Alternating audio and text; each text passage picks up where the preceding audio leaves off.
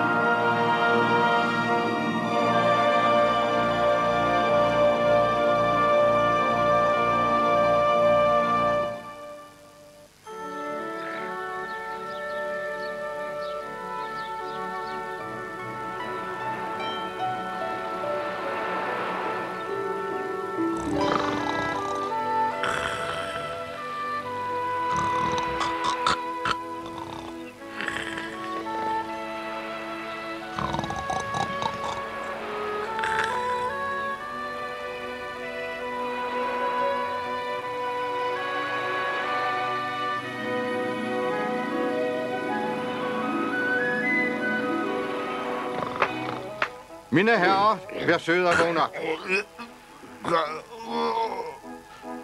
Professor, jeg troede, det var noget, jeg drømte. Også mig. Nej, det er ingen drøm. Vi er i sikkerhed. Og jeg tror, minsandten vi har fundet ly. Se deroppe.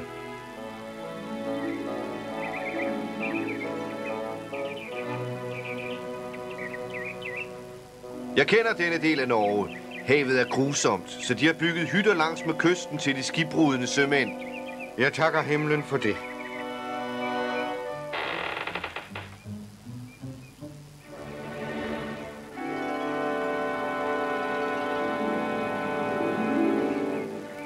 Vi kan vente på hjælp her, mens jeg nedskriver de utrolige oplevelser, vi har været igennem.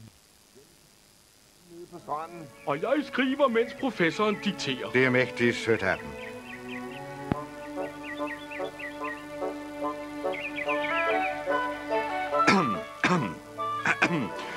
Formål og opdagelse har optaget mig meget i det år, som lige har været. Det var et år med et uheldsvangert havfænomen, som vil blive husket i lang tid.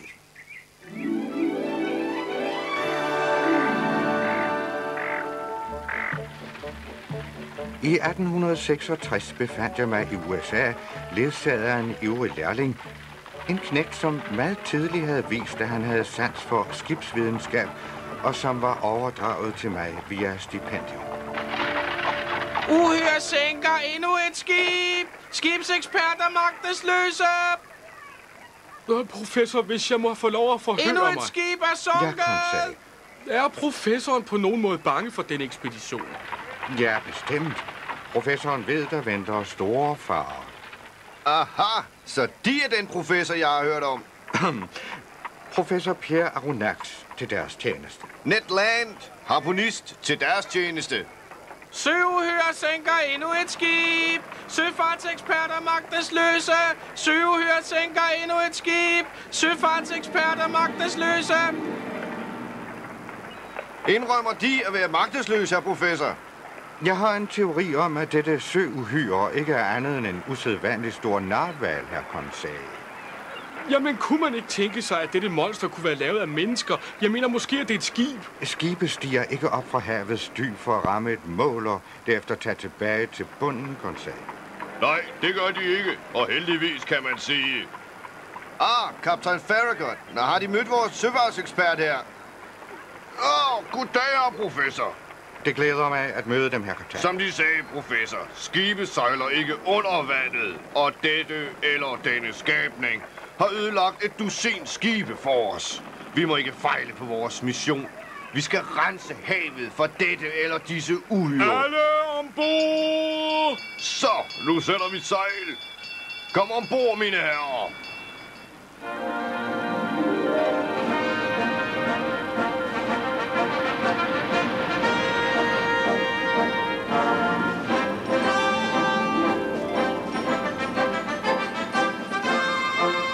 Høj, se det kraftige lys der.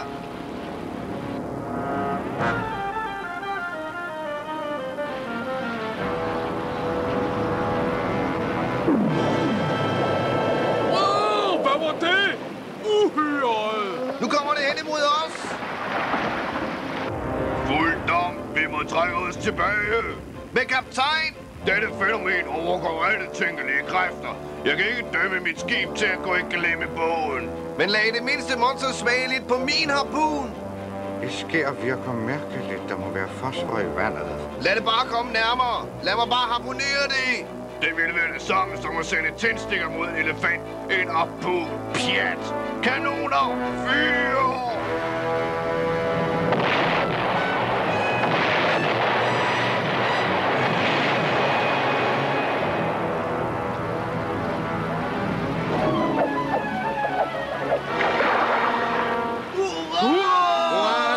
Tabte sporet! Bæstet blev simpelthen træt af at jage mere i dag. Hvem var det, der snakkede om tandstikker? Se her!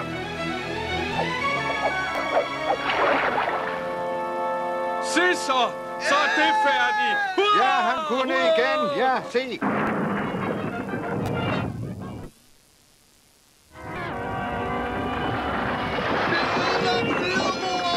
Jeg kan ikke styre skibet! Hjælp, hjælp.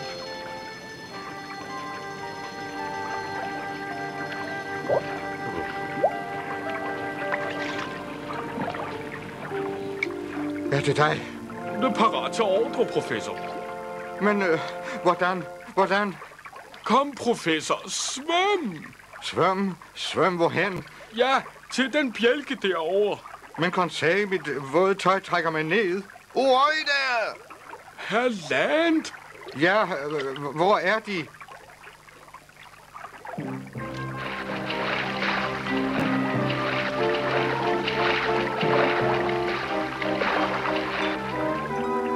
Hvordan kan de flyde sådan? Jeg sidder på vores uhyres ryg.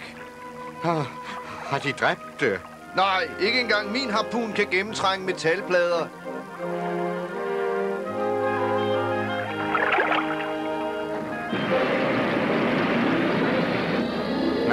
Nej, det kan det ikke være. Beklager, det er sandt. Det er en beholder. Det er en undervandsbåd, herr professor. Ja, og jeg glæder mig ikke til at sidde her, når det beslutter sig til at dykke ned under vandet. Se, der er en eller anden slags dør.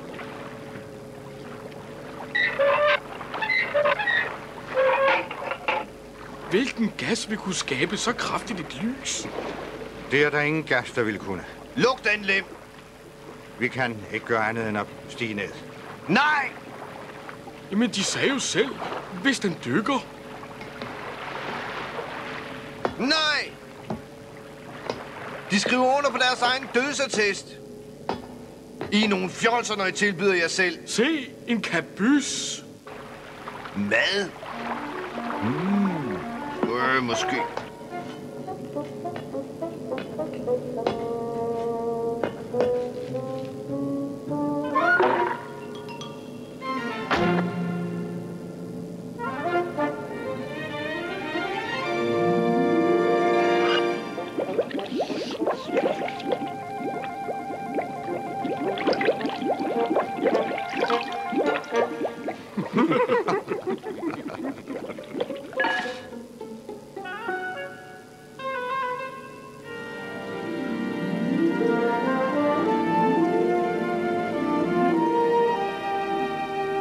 Se, en ovn.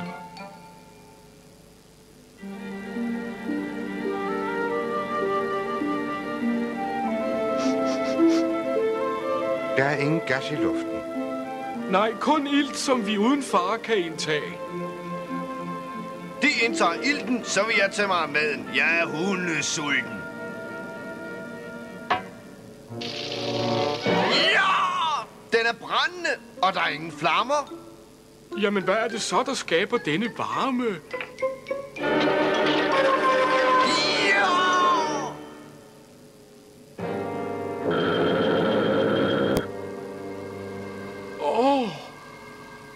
Ja, vi kom sådan lige forbi, og så blev vi lidt sultne. Professor Pierre Aronnax, skibsvidenskabsmand. Jeg er forbløffet, må jeg indrømme, over et fartøj, jeg kun har drømt om. Da vi fandt ud af, at vi var havets ofre, Ikke havet! Ham! Offer for en myrdende pirat! Nat, brug en høflig tone. Da konsekvensen af denne uheldige... gentleman... De er ikke nogen gentlemen.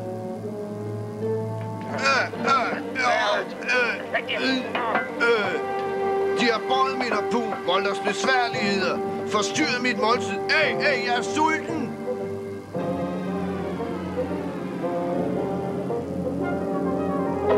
Fingrene væk!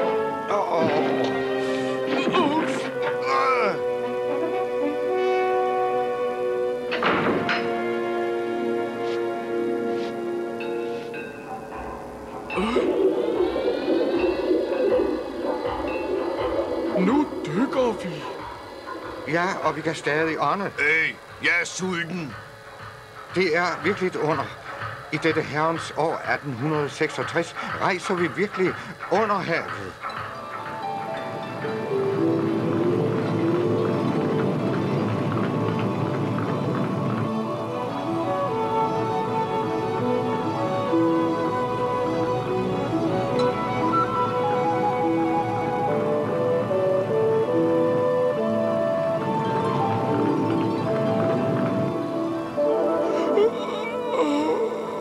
Det må være morgen. Morgen, det er der vist ikke nogen, der ved hernede. Ja, mine herrer. Ja, prøv ikke engang på at sige noget. Min kælesæl forstår mere, end de gør. Jeg håber, disse gentlemen snart siger noget om morgenmad.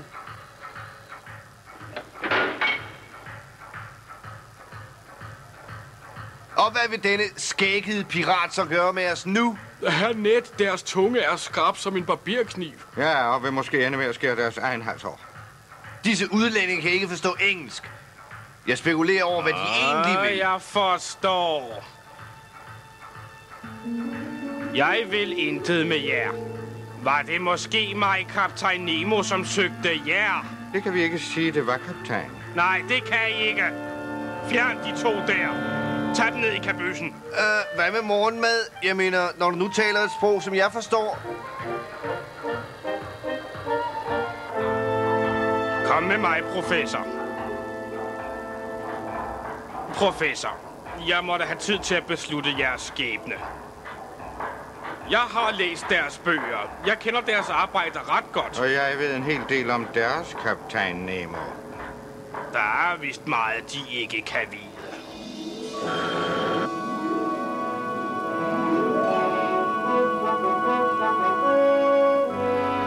Og hvilken nation kan have skabt dette vidunder? Ingen! Dette er Nautilus. En lille nation i sig selv, og kun under mit ansvar. De, som sejler, har brudt alle bånd til jorden. Men en eller anden magtfuld nation med krigeriske hensigter må have betalt for de enorme omkostninger. Hun blev betalt af havet. Dette er min bank. Mine purser laver i øjeblikket opkrævning.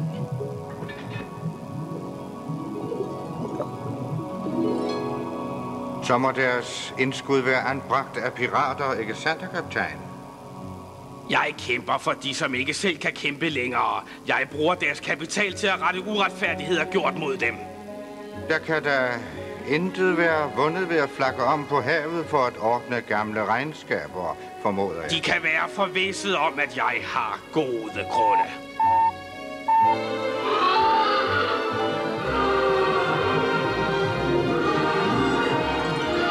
En kæmpe blæksprutte rykker frem imod os. Hurtigt til overfladen.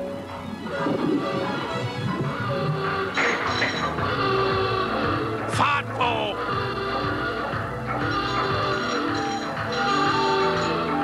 Forsigtig!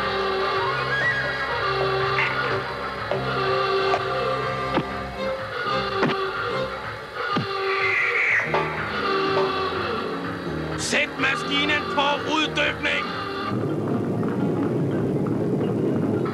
Øg kraften til! Tag et fast greb om mig! Få den maskine op til overfladen!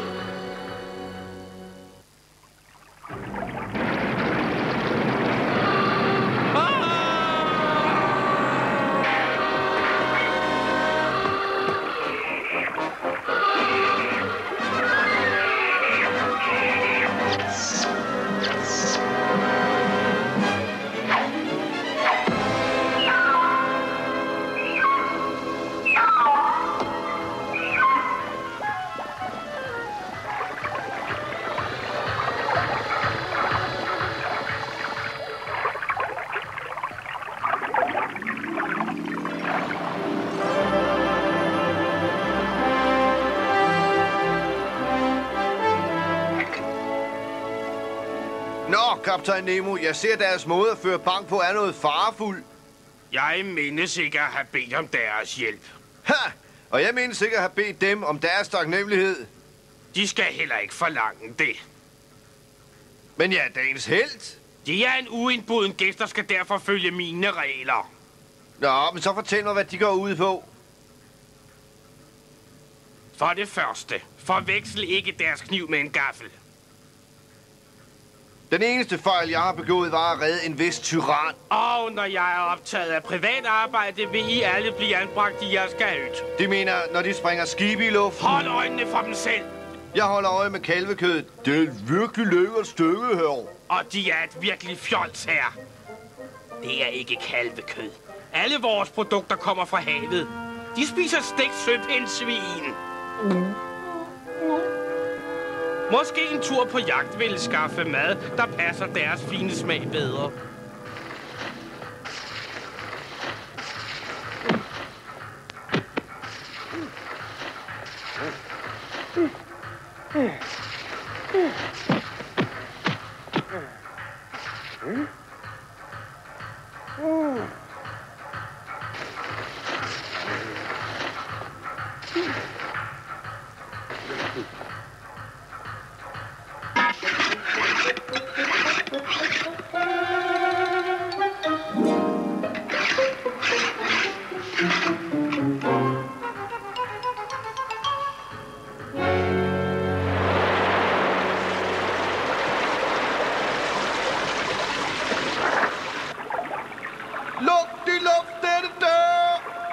Vær klar til at udsluse dykkerkabinen.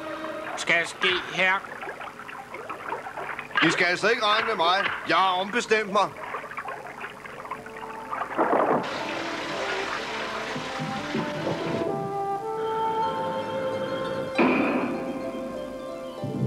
Modige net var ikke den eneste, som var bange.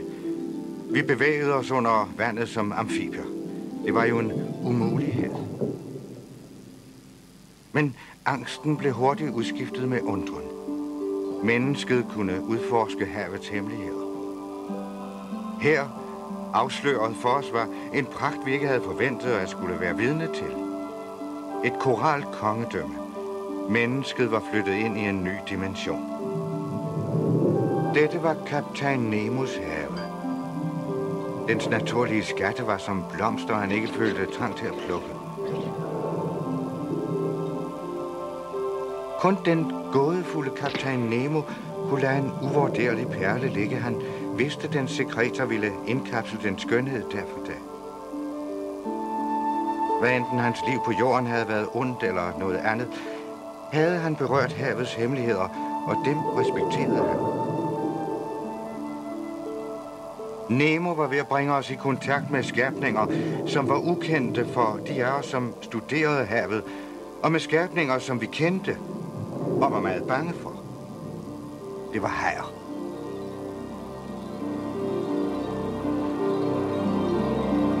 Og nu havde hajen opdaget et mere sårbart bytte.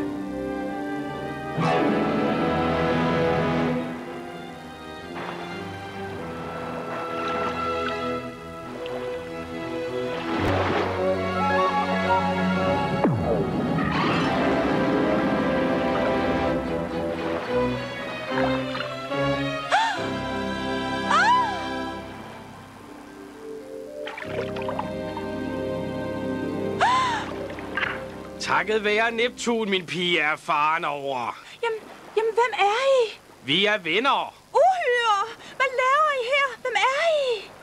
Mere relevant, hvad laver du her? Det her er mit territorium.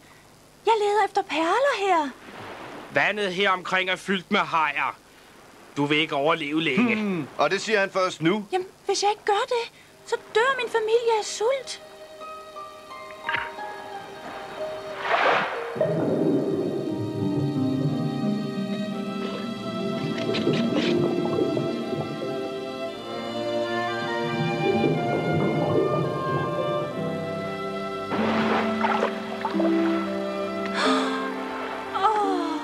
Sikken en vidunderlig skat. Ohøj! En søko! Legendernes havfrue! Sikke en præmie, hun vil få. Nej, stop! Hvad skulle det til for?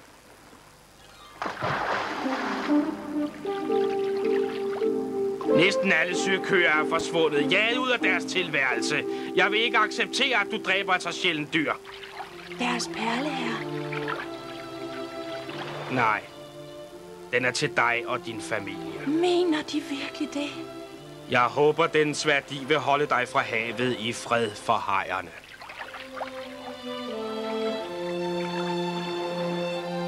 Havet kan aldrig blive fri for hajer. Eller mænd ser det ud til. Jeg lærer aldrig at forstå det skøre menneske. Det var meningen, vi skulle jage. Men ikke efter skabninger, som snart er ved at forsvinde fra jordens overflade. Disse stakkels flygtninge må beskyttes. Hvorfor kan en mand som Nemo bekymre sig om det? Han er selv en flygtning. Han flakker om på havet som en truet dyreart. Hvor skal det ende? Jeg ved ikke hvor, men jeg vil gerne vide, hvornår. Måneder gik, og Nets spørgsmål forblev ubesvaret. Kaptajn Nemo rejste videre, vågede sig aldrig tæt på fastlandet, ansporede af et hemmeligt had, som aldrig blev mindre. For Ned Land var dette mirakel at sejle under havet bare et bur, som kun lige akkurat kunne rumme ham. Hvor meget længere kan denne sindssyge nomade holde os fangende? Når min gode herr Land, de må prøve på at beherske dem. Gå ned i kahytten, Ned. Spis. Mad kan være en trøst. Det er oktober, og vi er stadig fanger. Hvis jeg spiser bare én fisk mere, får jeg skæld. Vi har vores studier, kære professor, men for net er dagene endeløse.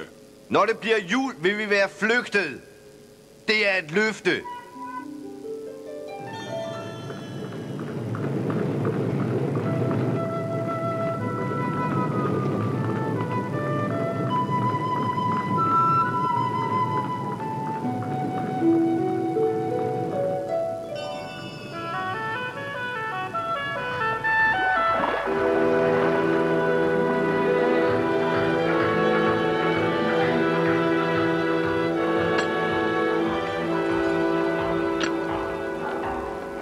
Jeg velsignede fisk juleaften.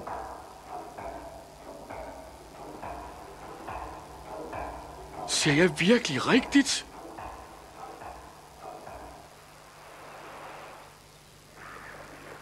Land!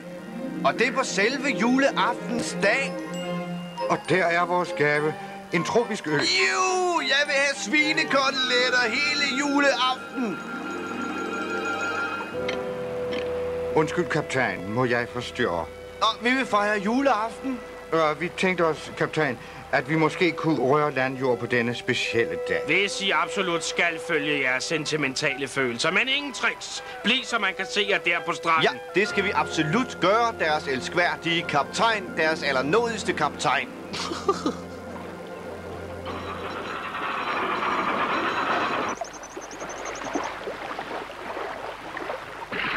Nyd det, mens de kan, herr Land.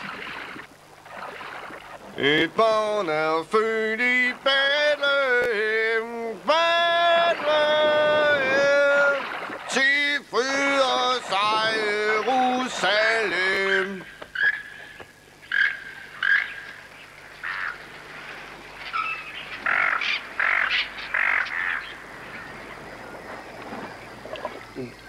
Jeg kan forestille mig, at de vil begynde at jagte middagen nu, Ned. Ja, det kan de tro, professor, men først skal jeg lige have mig en drink mere. Det temperament, Ned. At gå på jagt kræver klare sanser. Og kaptajnen vendte os tilbage inden længe. Tilbage? Dertil? Aldrig. Før jeg går, skal jeg så lige have en drink mere. Se, et vildsvin. Tænd bare bålet. Koteletterne steger allerede.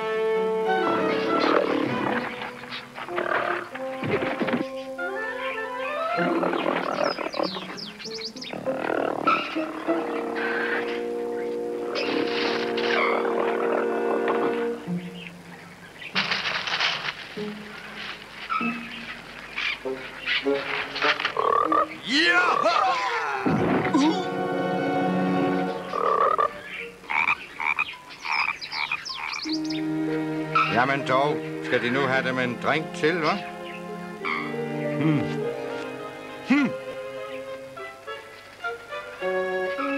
Jeg tror, jeg har fundet vores middag, professor. Ja, blæs du bare på mig. Og så skal jeg vel også ønske dig tillykke med byttet, hva'? Ja, jeg slog den nu altså ikke ihjel. Hvad? Jeg snuppede simpelthen fuglen fra jorden. Den så ud til at være helt udmattet af at spise de her. Ser man det? Den er faktisk blevet fuld af at spise sådan nogle muskatnødder. Nu er vi tvunget til at være sammen med 2 berusede. Så er det godt med din sarkasme. Men kære Ned, vi må bevare vores forstand, selvom det er et mærkeligt sted. Lad være med at bekymre jer om mig. Vi flygter fra Nemo, og vi gør det nu. Men Ned, min ven, jeg tror, en lille ø ville være et fængsel for os, ligesom Nautilus er det for dig. Jeg må også videre med mine studier. Ja, venner. Så må jeg sige, at jeg vil savne jer. Og jeg vil ønske jer alt muligt godt. Hvis det må være sådan. Farvel, min kære ven.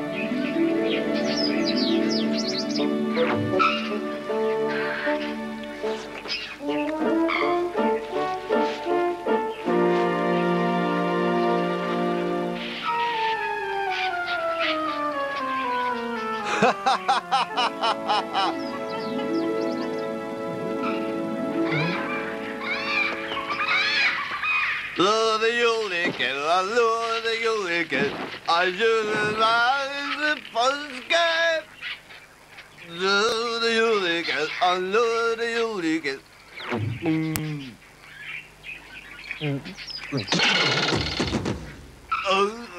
Gamle Nemos ildvand slår ret hårdt. Vildmænd! Skalpejæger!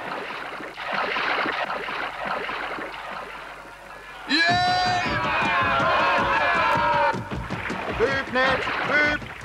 Har de fuglen med? Glem den fordrukne fugl! Jeg forlader ikke min julemad.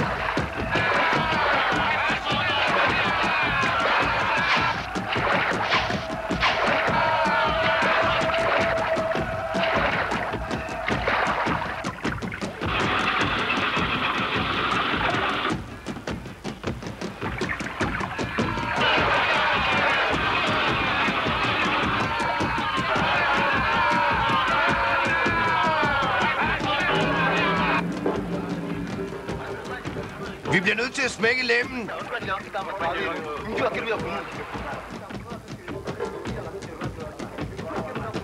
Dette forbandede moderne mirakel bliver vores død. Vi kan ikke lukke lemmen.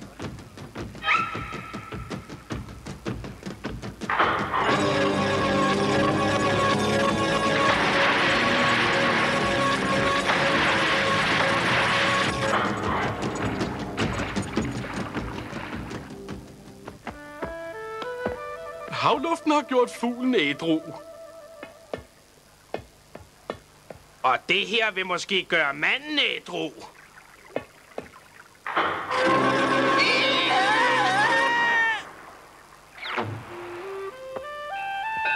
En simpel videreudvikling af min egen opfindelse. Harmløs, men effektiv.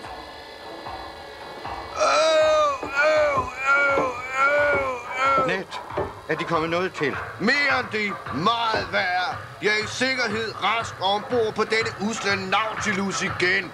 Havet bragte dem, og det er velkommen til at tage dem igen. Vi vil se land, mand! Land! Ja vist, men det får jeg altså bare ikke lov til. Bring os til fastlandet, hvor som helst. Umuligt! Det kan der slet ikke være tale om.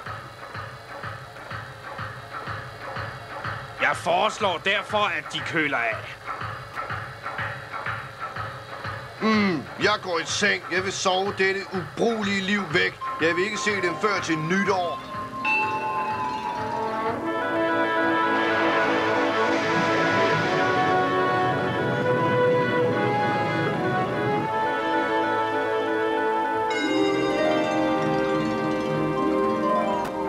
Har de sovet godt, professor? Ja, tak, konsag. Det gjorde jeg. Godmorgen, Ned. Ja, jeg håber, den er god. Er vi gået ind i det nye år? Nej, desværre ikke, søde Ned. Desværre, Net. Det er glædelige 26. december. Og hvilket blomstrende helvede er dette? Morgenmad med hilsen fra kaptajn Nemo. Det er lige til at vække min mistænksomhed. Og der, Net, er noget til at vække deres sult. Rigtigt, professor. Og min appetit vinder altid. Bare spis, mine herrer, for I er hermed indespærret i kahytten, indtil I får anden besked. Må jeg spørge, hvorfor, kaptajn? I behøver bare at vide, at jeg har arbejde at gøre.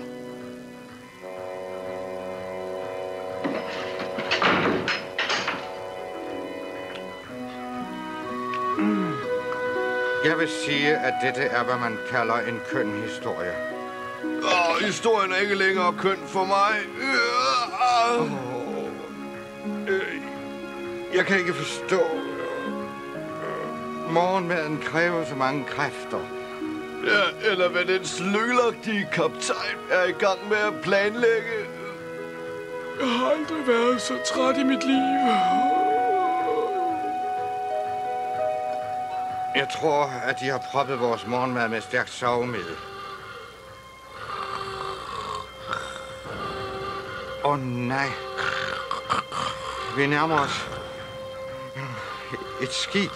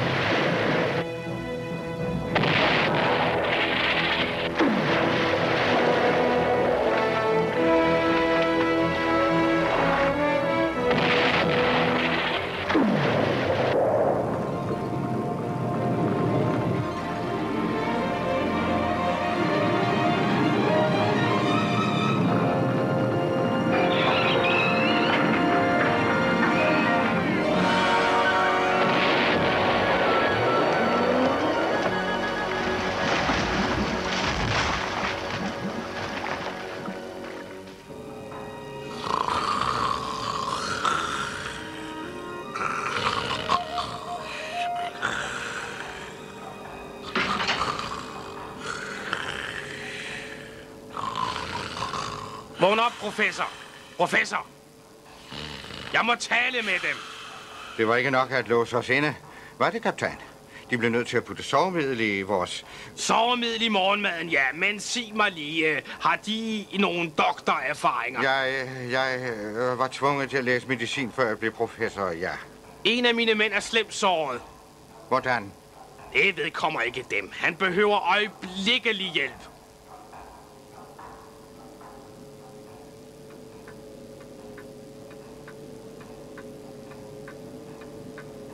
Ham vil jeg ikke kunne hjælpe.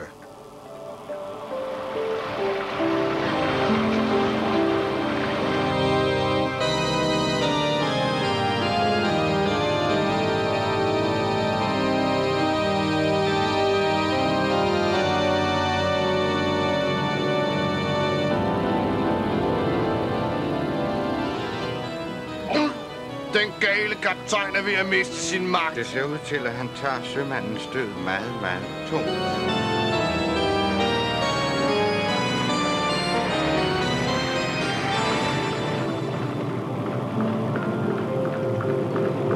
Jo, det, som om min trommehinde er ved at sprænges. Det her er dybere, end vi har været før. Kan vide, hvad grunden er til, at vi går så dybt ned. Det må vi prøve at finde ud af, og så må vi kræve at blive sat på fri fod. Jeg er bange for, at de har ret. Denne her udflugt er ved at være mig lidt for morsom.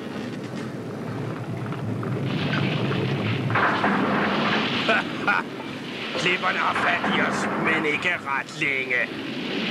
Og de... Hvad vil de her? Kaptajn, jeg må kræve mine kammeraters frihed.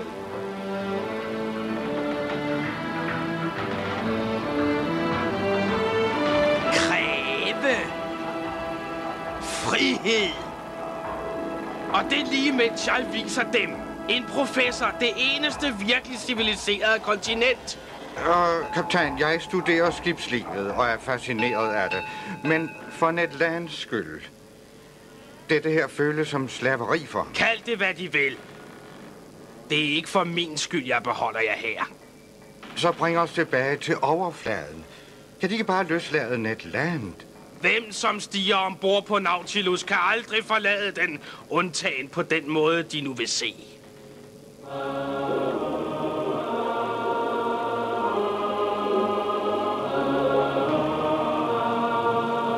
Hvorfor har han valgt dette sted til en begravelse? Venner, det vil jeg prøve at finde ud af. Nysgerrighed kan være farligt, Ned. Pas nu på. Hen til observationsvinduet. Det her vil jeg se.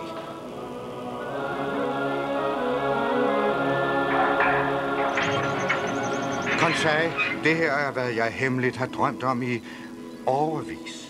Men kan det virkelig være rigtigt?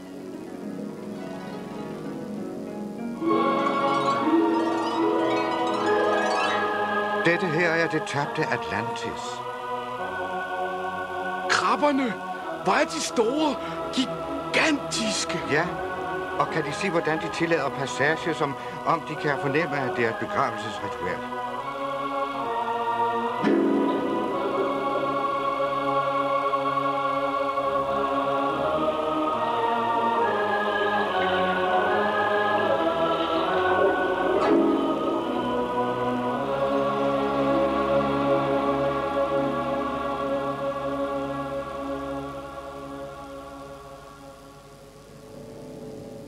Nu kommer de tilbage. Hvor er Ned? Måske foretrækker han det forsvundne land frem for sin indspærring her. Aldrig. Ikke så længe han stadig ser frem til at få sig et krus øl på et værtshus i San Francisco.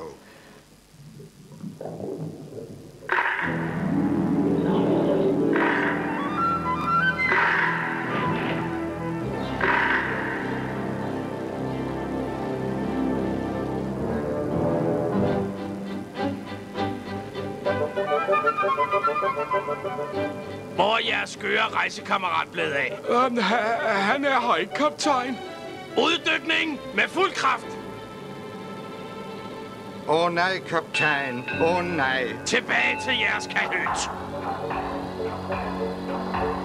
Men vores kammerat er jo ikke ombord endnu.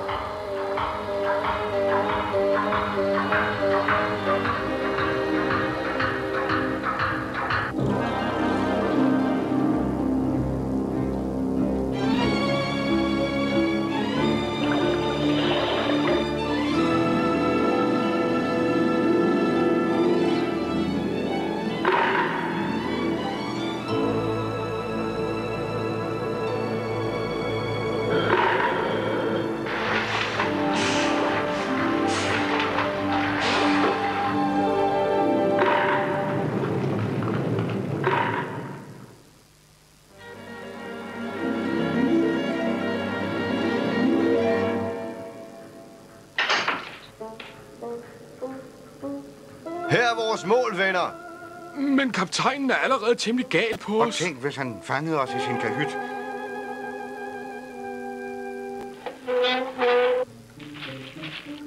Han må have sine navigationsbøger et eller andet sted her. Men hvad får de ud af at kende den kurs, han planlægger? Med den kan jeg planlægge min flugt. De er her. Her er historien. Nemos kortlagte kurs for Atlantis. Det her interesserer mig mere, venner. Det peger mod mere tørre områder. Hans næste mål er havene omkring Norge. Men hvad betyder disse navne? Det ene er et skibsvrag kaldet Hævneren, og det andet er et skib, som hedder Erobreren. Endnu ikke et vrag. Ja, men bliver det sikkert snart. Hvordan kan de vide det? Nemo har mærket det med et sort flag. Skibene har ellers problemer nok uden Nemos sorte flag. På denne tid af året er Norges have kendt for at være meget lumske. Shh. Hvad er der, Conseil? Børn!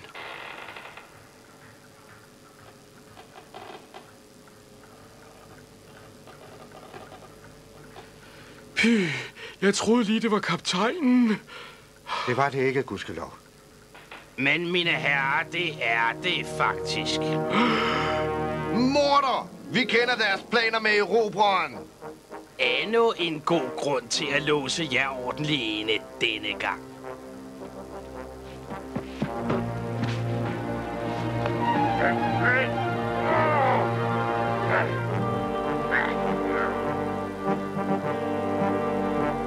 Hvad er det, som tvinger dem til at ødelægge alle disse skibe? Et had, ingen mennesker kan fatte. Men hvordan er sådan et had blevet skabt? Når en mand mister alt, han ejer.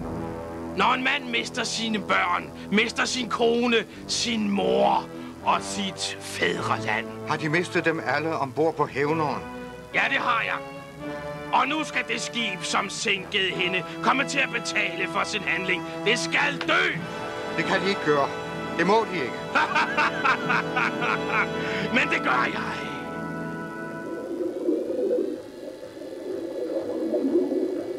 Vi stiger op. Jeg kan kun frygte, hvad der venter os på overfladen. Vi må prøve at advare Erobreren. Vi må prøve at redde den. Nat, vi kan ikke engang komme ud af vores kahyt. Jo, vi kan. Jeg har et skjult våben. Det er ikke stort, men måske alligevel nok til at redde et skib. Net, de er en opfindsom mand, i sandhed.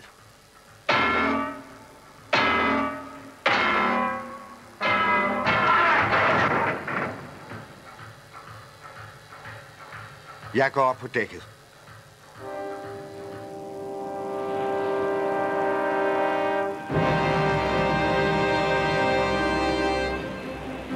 Stram det reb! Gør som jeg siger! Sur mig fast! Jeg vil se hende, når hun synker! Og nu! Gå så nedenunder!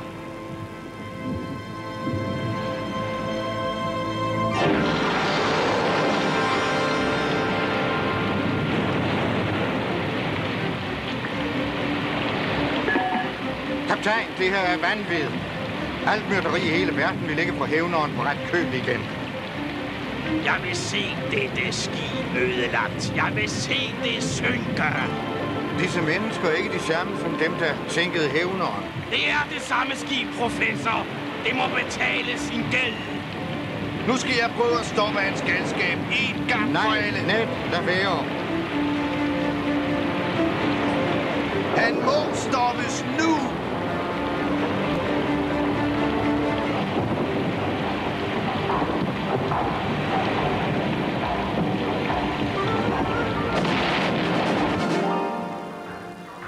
Lad mig komme derover.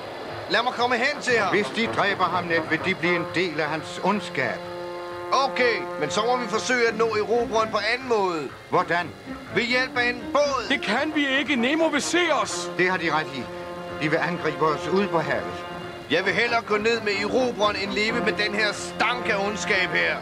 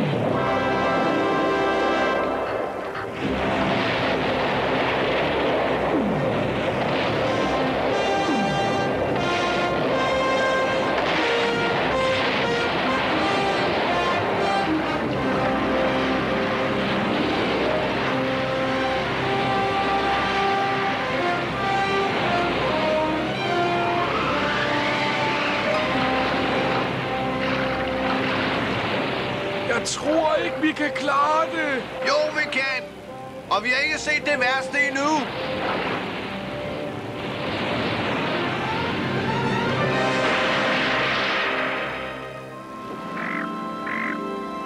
Det ser ud til, at stormen havde blæst os i land, og jeg ved ikke hvordan. Jeg ved kun, at mine værdifulde venner og jeg rejste 20.000 mil, og vi gjorde det under havet. Jeg kan kun håbe, at udviklingen vil lede os frem til en bedre forståelse af kaptajn Nemos mirakuløse undervandsskib. Sådan er historien. Og sådan sluttede den. Slutningen. Er det nu det? Hvad mener du, Ned? Er det slut? Ved I, hvad der skete med Nautilus? Eller med kaptajn Nemo. Er han død og borte? Ja, det kan vi ikke vide. Måske er han stadig derude og flakker om i dybet. Besat af sin trang til at tage hævn over resten af menneskeheden.